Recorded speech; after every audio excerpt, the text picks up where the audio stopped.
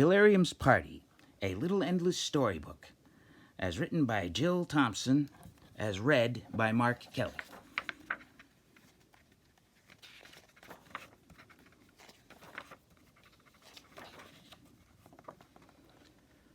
Once upon a time, in a land of twinkles and sparks, there lived a princess named Delirium. She had a fine companion named Barnabas, and a colorful realm to call her very own. The princess and her doggie spent the days wandering among the people, keeping things unpredictable and twirly.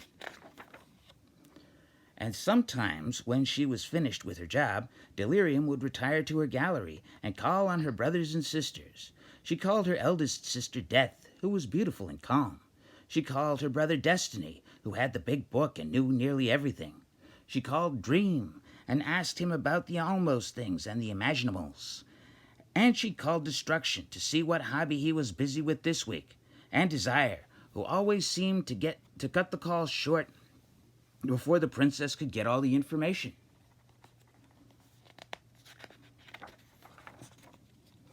And she called Despair in the misty place where the mirrors reflected nothingness and the landscape tasted like sharp metal and tears. The Princess Delirium chattered away, talking to each sibling about the never-ending empty pockets and the winged monkeys and the green fairy, until she became tired and decided to go to bed. "I must go to bed," she said as she yawned.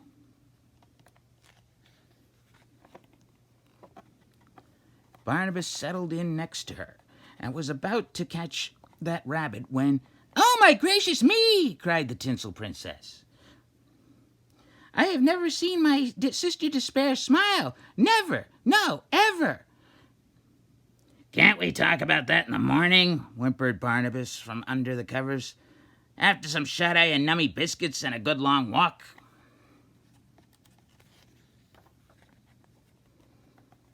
Pretend I am your sister, just for practice, see? I'm smiling, and then you can start on her in the morning. But now, bedways is best ways, right?" cried the pooped-out pup. "Of course not, silly.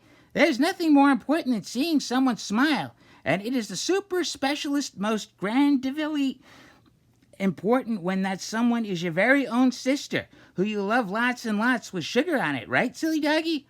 "Right," sighed Barnabas. So Delirium put on her thinking cap for inspiration, and she thinked, thunked, and thoughted it, until, "Aha!" she exclaimed.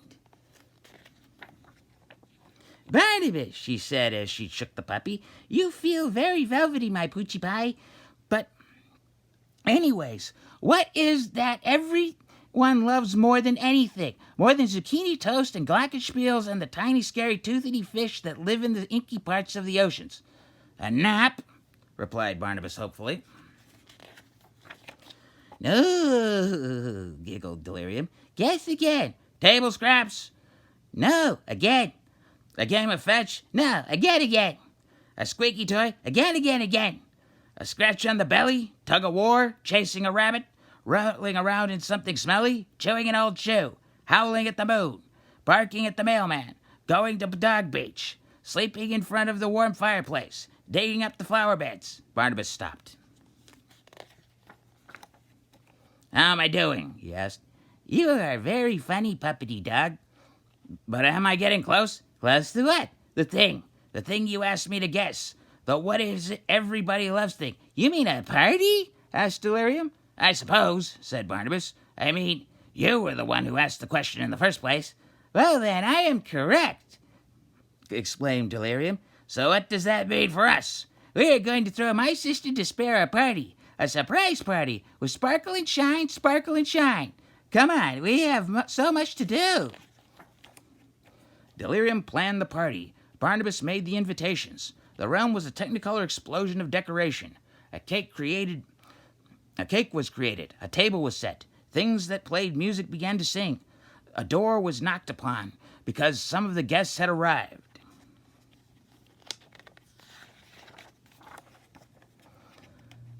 "Oh, where are your costumes?" cried Delirium. "It's a fancy dress party," said the family. "Kiddo," said Barnabas, "I'd call those get-ups costumes any day of the week."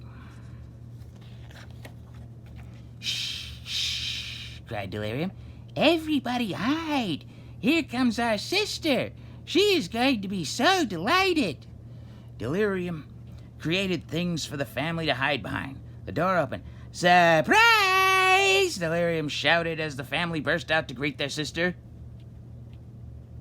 Said Despair, her face set as if in stone. "Surprise! Surprise! Surprise! Surprise!" giggled Delirium as she danced about the room. Yet Despair only said, and did not smile. Not one to be discouraged, little Delirium pirouetted about. "Look, Sister Despair, look!" cried Delirium as she pointed to the decorations that hung from the edges of the sky. "See the twinkles and the brights and the sparkles and the floofs? I made them all by myself, for only you. It took lots of concentration, but I did so make them all by my lonesome." Well, perhaps Barnabas helped a little bit with some of the more complicated parts, but still, ta-da! Despair glanced around, yet only said, and still she did not smile. Barnabas whispered to Dream, Delirium's older brother, "Maybe she doesn't understand that the surprise party is for her."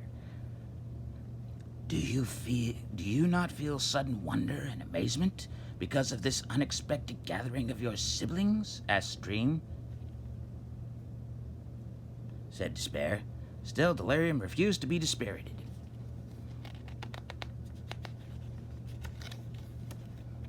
"Aha!" cried Delirium. "I know what you're waiting for." Delirium called to a puppy, "Barnabas, fetch!" Barnabas dashed off and rustled around behind the curtain. He tugged and tugged at the velvet cloth until, "Surprise!" shouted Delirium as she smiled and pointed toward a towering confection. Was the only response from the sour-faced Despair. Each family member was given a piece of cake. "See, Barnabas, I told you everyone would like a surprise cake. It has all the things everyone likes." The family politely smiled and courteously nibbled at the unusual treats that were set before them. However, Despair sat unmoved and said, Do you not appreciate the effort required of our sister in concocting this semblance of pastry for your enjoyment?" asked Dream. Replied Despair.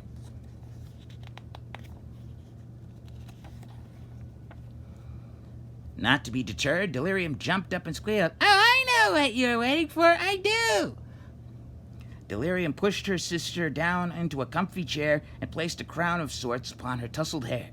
"Today you get to wear the princess hat, for it is your special day. Now close your eyes," insisted Delirium, as she helped her sister by covering Despair's eyes with her own little fingers. "Surprise!" Delirium shouted. The family was gathered before Despair with colorful packages tied with extravagant bows. "It is presents, prezzies, gifties for you!" cried Delirium. "Come on, everybody, who shall go first?"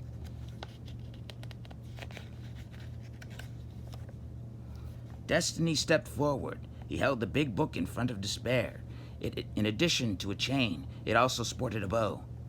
"Untie the ribbon, sister, and you shall see a page out of my book. On it you shall see a pleasant, prosperous path in my garden. You can walk it easily without difficult or painful choices." "Woof," said Barnabas. "That is a good gift." Yet Despair simply stared and said, Destiny closed his book and drifted to the side. Next, Dream approached his sister. In his hands he held a dark velvet box with a bow of silver stars. Despair opened the box to find a perfect crystal spear. "Embrace this while you rest, my sister, and your slumber shall be filled with the most pleasant of imaginings. Your favorite tales forever stayed within, and never shall you be troubled by a nightmare." "Woof, that is a good gift too." Despair did not take the sphere, but gazed into the box and said, Dream sighed a heavy sigh, closed the box, and moved to the side.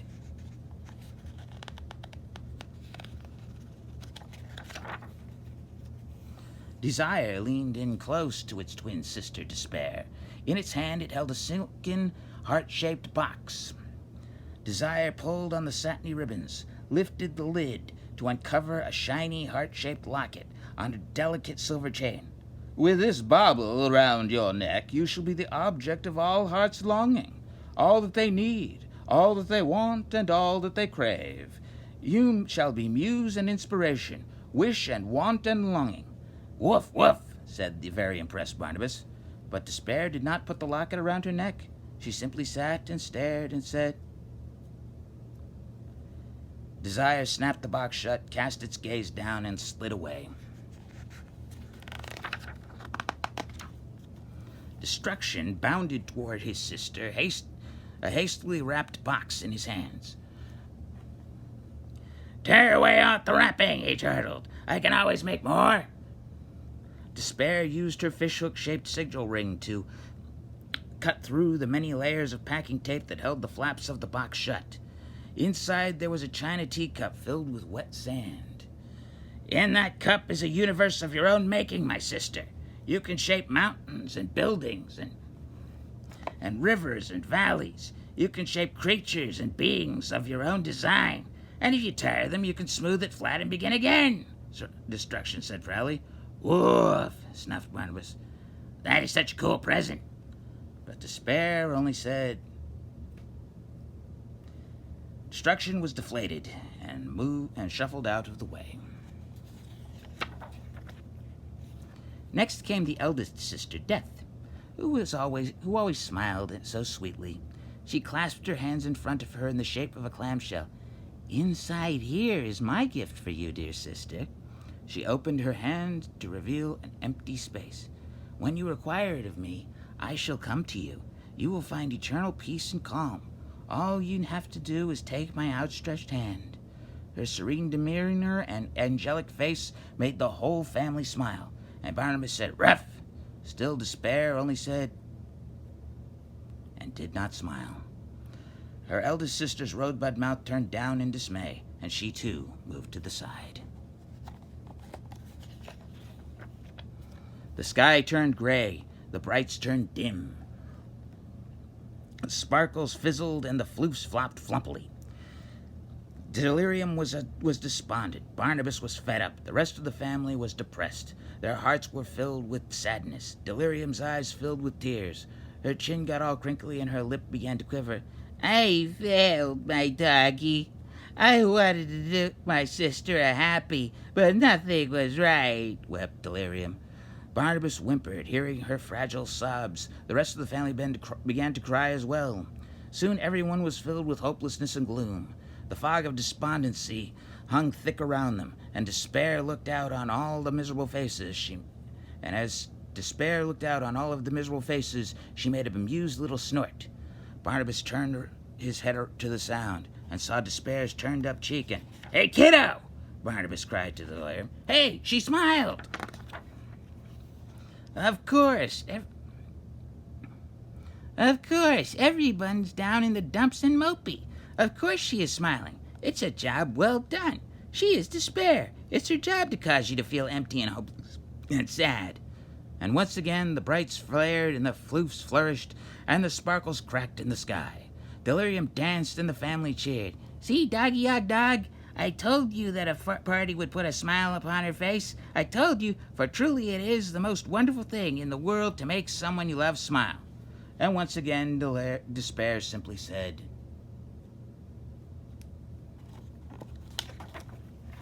The end.